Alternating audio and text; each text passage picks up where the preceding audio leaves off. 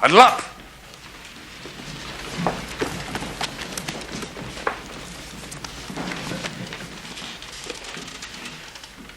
We don't read and write poetry because it's cute. We read and write poetry because we are members of the human race. And the human race is filled with passion. Medicine, law, business, engineering, these are noble pursuits and necessary to sustain life. But poetry, beauty, romance, love, these are what we stay alive for.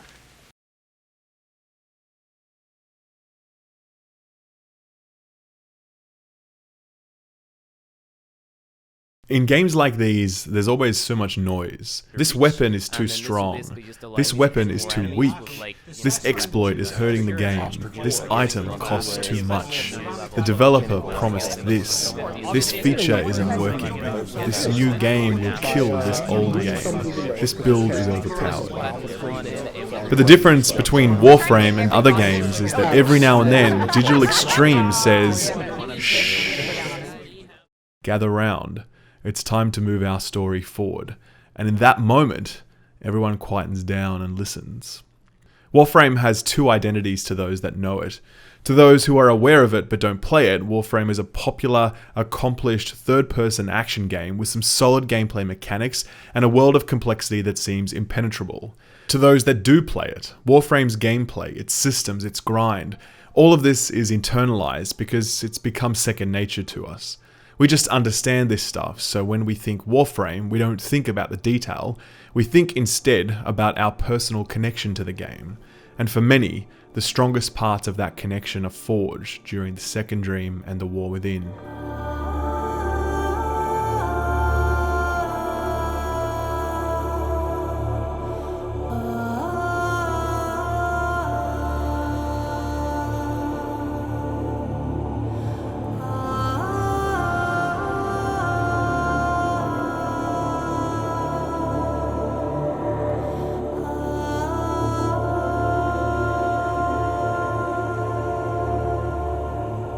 It's in these quests that Warframe becomes infinitely more than a spammy, grindy action game. Few games have the ability to turn their entire community into lore buffs overnight, but Warframe does it because these quests reach for something far deeper and far more ambitious than any other game in its space.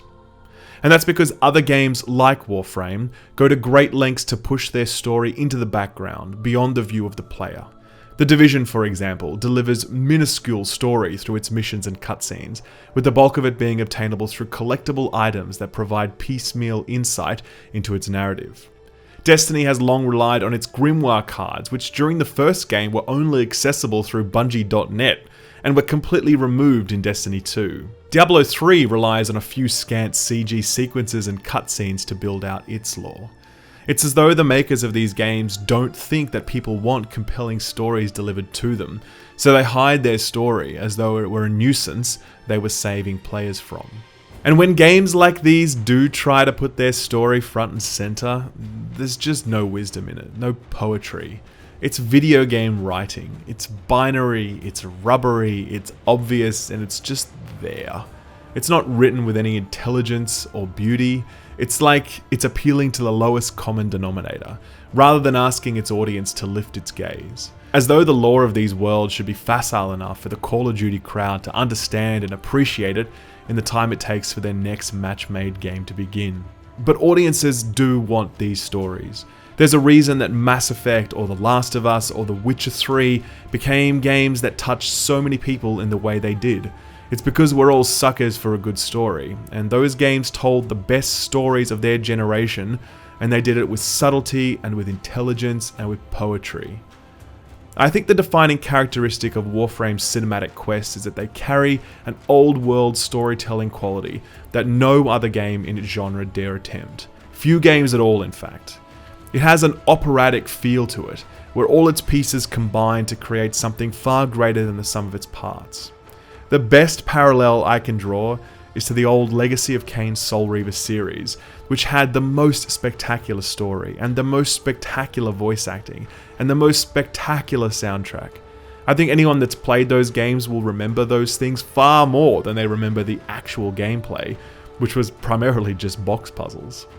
When you can weave a tale like that and tell it like that, it cuts through everything else. And that's the point of the sacrifice, to cut through the noise and create a moment. The sacrifice is but an hour and a half long. It adds no new game-changing systems and does not fundamentally change the way we play or conceive of Warframe. It's just a moment-in-time story that enlarges our view of the world, helps us understand where we've come from, and ends with a cliffhanger that asks entirely new questions. It offers absolutely nothing to new players in that it won't help DE improve its sign-up rate, and it doesn't force or even ask you to spend any platinum. It's just there for us, those that already love the game, giving us the chance to love it that little bit more. I've read lots of reviews and commentary on the sacrifice, and most of it's trying to compare this quest to the Second Dream and the War Within. They ask, was it longer or shorter? Were the missions well designed? Was the loot good? Was the music better or worse than the Second Dream? But this is the wrong way to talk about these quests. No, the sacrifice didn't add any new game systems that vastly alter our experience, but that shouldn't be the measure of these quests. The cinematic quests don't need to transform our gameplay experience because we have other things for that. Things like tenno reinforcements and hotfixes and expansions like the Plains of Eidolon. The cinematic quests have the chance to be something different. To co-opt Mr. Keating's message, new guns, new swords, new pets, new tile sets, new mods, all of these things are noble pursuits and necessary to sustain the game. But the cinematic quests, the Second Dream, the War Within, and now the Sacrifice, these are what so many of us play Warframe for, and the thing that elevates this game in our mind, that deepen our connection to what is otherwise a grindy toy. Because on the surface, these games are ugly mechanical things, full of broken systems and nonsensical choices and confusing nomenclature and bugs and exploits and all manner of imperfections. There's just so much naked, exposed wiring that's visible in a game like this, and it's all cobbled together in such a violent, haphazard way. And as we play more of it, we see all of these imperfections, and our frustrations grow, and we might forget why we love a game like Warframe in the first place. Games like these looters, they're just soulless golems, a machine built for a purpose. The Sacrifice quest isn't another gear in that machine, it's the ghost in the machine. The cinematic quests like the Sacrifice are to Warframe what the Tenno are to the Warframes. They take a crude mechanical thing and make it whole.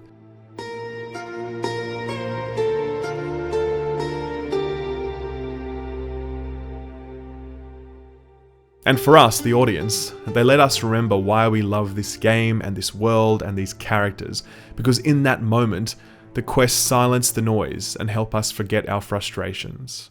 For just a brief moment, quests like the Sacrifice take the pain away.